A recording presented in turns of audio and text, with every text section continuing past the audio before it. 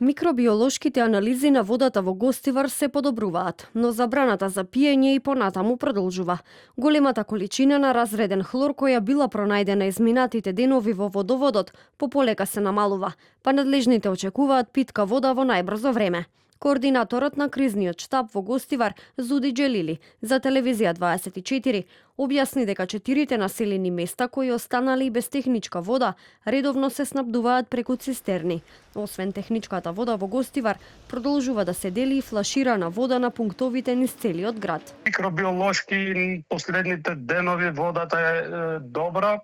Проблем беше големата количина на разреден хлор, кој во последните 2-3 дена е сведен на нормални параметри. Очекуваме од кризниот штаб, након овие последни мерења да се изјаснат околу користењето на водата за пиење. Во меѓувреме ситуацијата во Гостивар и денеска не помина без политички реакции. Опозицијската СДСМ поднесе кривична пријава против министерот за здравство Сашо Клековски, директорката на Институтот за јавно здравје Марија Андоновска, директорот на Државниот санитарен и здравствен инспекторат Кирил Лазов и директорот на Центарот за јавно здравје Шпенди Амери, поради, како што наведуваат, системските пропусти и непостапувањето во врска со загадената вода во Гостивар.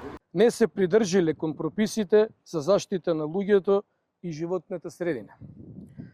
Се задоцнило и со реакцијата. 22 дена граѓаните на Гостивар пиеле отровна вода со фекалии. Дури Центарот за јавно здравје соопштил дека водата е исправна за пиење.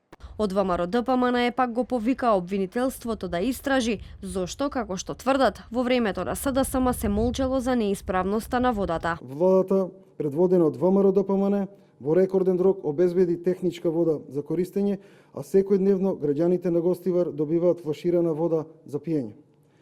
Јавното обвинителство треба да го истражи молкот на Филипче и власта на СДС, која дозволила гостиварци да се трујат со години.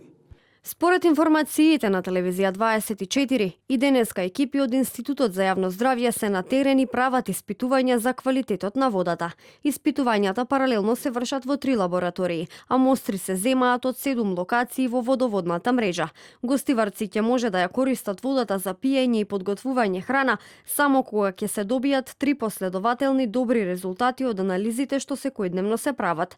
Од Министерството за здравство претходно соопштија дека бројот на луѓе кои одат на преглед поради симптоми од загадената вода се намалува.